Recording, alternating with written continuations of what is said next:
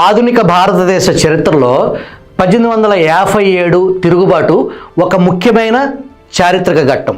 ఈ తిరుగుబాటుకు దారితీసిన రాజకీయ, ఆర్థిక, సాంఘిక, మత కారణాలు కాగా సరిగ్గా అవే పరిస్థితులు 167 సంవత్సరాల తరువాత 2024 ఆంధ్రప్రదేశ్ ఎన్నికల్లో ఆ గత చరిత్ర పునరావృతమైంది. కులం, మతం, ప్రాంతం, వర్గం, పేదవాడు, పెత్తందారు అని అనేక కుట్రలు, కుతంత్రాలు, కట్టుకథలు, సాక్షి కాలకోట విషపు రాతలు వెరసి నాటి బ్రిటిషోడే నయం అనే పరిస్థితి వచ్చింది. భారతదేశంలో సామ్రాజ్యవాదాన్ని విస్తరించుకోవటానికి బ్రిటిష్ పాలిగాళ్ళు అనేక పద్ధతులు అనుసరించారు. డల్హౌసీ మరో అడుగు ముందుకేసి రాజ్య సంక్రమణ సిద్ధాంతం ద్వారా అయోధ్య, సతారా, నాగూర్, ఝాన్సీ మొదలైన సంస్థానాలను బ్రిటిష్ రాజ్యంలో విలీనం చేశాడు. కర్ణాటక, తంజావూర్, తిరువాయూర్ రాజుల బిరుదులను రద్దు చేశాడు. మొఘల్ చక్రవర్తి నివాసాన్ని ఎర్రకోట నుంచి కుతుబ్ మినార్కు దగ్గరగా మార్చాలని, బహదూర్ షా తర్వాత మొఘల్ చక్రవర్తి బిరుదును రద్దు చేయాలని ప్రతిపాదించాడు. బ్రిటిష్ జాతి వివక్ష సిద్ధాంతం వల్ల అనేక రాజ్యాలు బ్రిటిష్ సామ్రాజ్యంలో విలీనమై ఆయా రాజ్యాల్లో పనిచేస్తున్న ప్రభుత్వ ఉద్యోగులు, గాయకులు, కవులు, కళాకారులు, విద్వాంసులు నిరుద్యోగులై సిపాయిలుగా మారారు. వీరంతా పని లేక, తినటానికి తిండి లేక అలమటించారు. ఆంధ్రుల చరిత్రలో 2019 నుంచి 2024 మధ్య పరిపాలనా కాలాన్ని వికృత పాలిగాడి విధ్వంసం పాలన అనే మన ముందు తరాలు చదువుకోవటానికి సీనియర్ జర్నలిస్ట్ ఆలపాటి సురేష్ కుమార్ రచించిన విధ్వంసం పుస్తకం సజీవ సాక్ష్యం. నాడు బ్రిటిషర్లు భారతదేశంలో వ్యవసాయాన్ని, పరిశ్రమలను నిర్లక్ష్యం చేశారు. కుటీర పరిశ్రమలు దెబ్బతిన్నాయి. క్షీణించిన ఆర్థిక పరిస్థితి తిరుగుబాటుకు పురిగొల్పింది. మన తుగ్లక్ పాలనలో కొత్త పరిశ్రమలు రాకపోగా ఉన్న పరిశ్రమలు పారిపోయాయి. నాటి సకల శాఖ మంత్రి సిగ్గు, బిడియం అనేది వదిలేసి మేమే దండం పెట్టి అమర్ రాజా లాంటి కంపెనీని మేమే పంపించేసామని వెరపు లేకుండా చెప్పిన నాటి పాలిగాడి పాలేరు. పరిశ్రమలు లేవు, యువతకు ఉపాధి లేదు, అభివృద్ధి అనే మాటకు తావే లేదు. బ్రిటిష్ లార్డ్ డల్హౌసీ 1956లో మతం మార్చుకున్న వారికి ఆస్తి హక్కులను పరిరక్షిస్తూ భారతీయ వారసత్వ చట్టం తీసుకొచ్చాడు. మీ బిడ్డ ఆంధ్రాలో ల్యాండ్ టైటిల్ యాక్ట్ తీసుకొచ్చాడు. ఇప్పటికే మీకు ఒక అనుమానం రూఢి అయి ఉంటుంది. బ్రిటిషోడి లాగానే మీ బిడ్డ ప్రవర్తన అచ్చుగుద్దినట్లు ఉంది అని అనుకుంటున్నారు కదా. అవును, నాటి బ్రిటిష్ పాలనకు మించిన వికృత పాలన నాటి ఈ పాలిగాళ్ల రాజ్యం. వీరి అమానవీయ వికృత పాలనకు నాటి బ్రిటిష్ పాలకులే బింబేలెత్తిపోయారు. నాటి బ్రిటిష్ కలెక్టర్ మన్రో పాలిగాళ్లను పట్టుకుని ఉరితీయించాడు. కొంతమంది లొంగిపోయిన పాలిగాళ్ల నుంచి ఆయుధాలు స్వాధీనం చేసుకుని కోరలు పీకి నెల నెల పింఛనిచ్చి పక్కన పడేశాడు. నాటి బ్రిటిష్ ప్రభుత్వ చట్టాల ద్వారా తమ మత ధర్మాలను నాశనం చేస్తుందని అప్పట్లో ప్రజల్లో ఆగ్రహం పెల్లుబికింది. ఈస్ట్ ఇండియా కంపెనీ ప్రభుత్వం 1856లో ఎన్ఫీల్డ్ తుపాకులను ప్రవేశపెట్టింది. వీటిలో ఉపయోగించే తోటాల చివరి భాగాన్ని సైనికులు నోటితో కొరికి తుపాకీలో అమర్చాల్సి ఉంటుంది. ఆ తోటాలకు ఆవు, పంది కొవ్వు పూసిన తోట పైభాగం నోటితో కొరకాలి. ఆవు హిందువులకు పవిత్రమైంది. ముస్లింలు పందిని అపవిత్రంగా భావిస్తారు. దీంతో బ్రిటిష్ వాళ్ళు తమ మతాలను ఉద్దేశపూర్వకంగా కించపరచడానికే ఈ పని చేశారని సిపాయిలు విశ్వసించారు.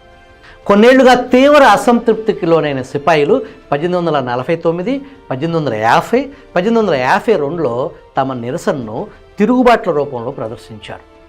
1857 నాటికి ఈ అసంతృప్తి తారాస్థాయికి చేరుకుంది. ఈస్ట్ ఇండియా కంపెనీలో 2 రకాల సైనికులు ఉంటారు. బతుకు తెరువు కోసం సైనిక ఉద్యోగులుగా చేరిన భారతీయులను సిపాయిలు అని పిలిచేవారు. బ్రిటిష్ వారిని అయితే మాత్రం సైనికులుగా పిలిచేవారు.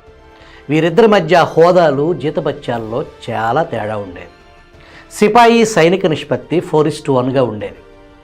1856లో Lord Canning General Services Enlistment Act ప్రవేశపెట్టాడు. సిపాయిలు ఏ ప్రాంతానికైనా వెళ్ళి యుద్ధం చేయవలసి ఉంటుంది. హిందూ ధర్మశాస్త్రం ప్రకారం సముద్ర ప్రయాణం నిషేధం. కులం, మతాన్ని సూచించే చిహ్నాలను తీసేయాలనే ఉత్తర్వులు సిపాయిలను మరింత ఆందోళన కలిగించింది. క్రైస్తవులైన బ్రిటిషర్లు హిందువులందరినీ క్రైస్తవ మతంలోకి మారుస్తారనే అనుమానం ప్రజల్లో బలంగా ఏర్పడింది. క్రైస్తవ మిషనరీలు తమ మత ప్రచారాన్ని ఉధృతం చేశాయి. 1853 చార్టర్ చట్టంలో క్రైస్తవ మిషనరీలకు సౌకర్యాలు కల్పించటం, ఇంగ్లీష్ విద్యావ్యాప్తికి నిధులు కేటాయించడం లాంటివి ప్రజల్లో ఆనాడు తీవ్ర ఆందోళన కలిగించాయి. మత మార్పిడులను ప్రోత్సహించి భారతదేశాన్ని క్రైస్తవ రాజ్యంగా మార్చడానికి బ్రిటిష్ వారు ప్రయత్నిస్తున్నారనే భావన భారతీయుల్లో ఏర్పడింది. పాస్టర్లకు వేతనాలు, గుడి స్థలాలు, పొలాలు కబ్జా చేయటం, రికార్డులు మార్చివేయటం, రథాలు తగలబెట్టించటం, హిందూ విగ్రహాల తలలు నరికించటం అనేక దారుణాలు జరిగాయి. 1857 ఫిబ్రవరి 26న వెస్ట్ బెంగాల్ భారక్పూర్ 19వ పటాలో సైనిక కవాతులో పాల్గొలేదు. 1857 మార్చి 29న భారక్పూర్ 34వ పటాలానికి చెందిన మంగల్ పాండే అనే సిపాయి తోటాలను వాడటానికి నిరాకరించాడు. లెఫ్టినెంట్ బాగ్ అనే బ్రిటిష్ సైనికాధికారిని కాల్చి చంపాడు. దీంతో మంగల్ పాండేని ఉరితీశారు. సిపాయిలు పంది కొవ్వు, ఆవు కొవ్వు పూసిన తోటాలను ఉపయోగించడానికి నిరాకరించడంతో వారందరినీ శిక్షించారు. 6గురిని సైనిక న్యాయస్థానంలో విచారించి 10 సంవత్సరాల పాటు కఠిన కారాగార శిక్ష విధించారు. తిరుపతి లడ్డు అపవిత్రం కారకులకు ఎటువంటి శిక్ష విధించాలి? కూటమి ప్రభుత్వం వచ్చిన తర్వాత జేఈఓ శ్యామలరావు చేసిన మొట్టమొదటి పని లడ్డు ఎందుకు రుచి లేకుండా పోతుంది అని విచారణ ప్రారంభించారు.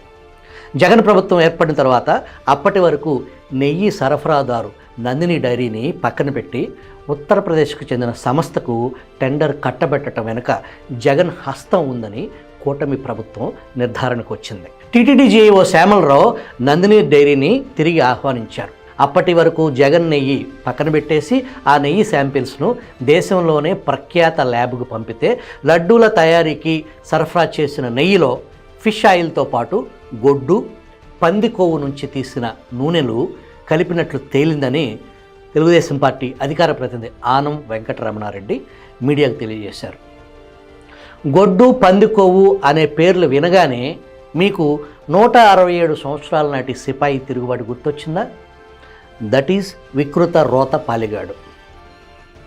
నవరాత్రులు ఉపవాస దీక్షలో ప్రధాని నరేంద్ర మోడీతో జగన్ రెడ్డి ఈ లడ్డూ తినిపించడం మహాపాపానికి ఒడిగట్టటమేనని పలువురు వ్యాఖ్యానిస్తున్నారు. ఈ మహాదారుణానికి పాల్పడ్డ వైఎస్ జగన్మోహన్ రెడ్డిని ఏం చేయాలి మీరే చెప్పండి.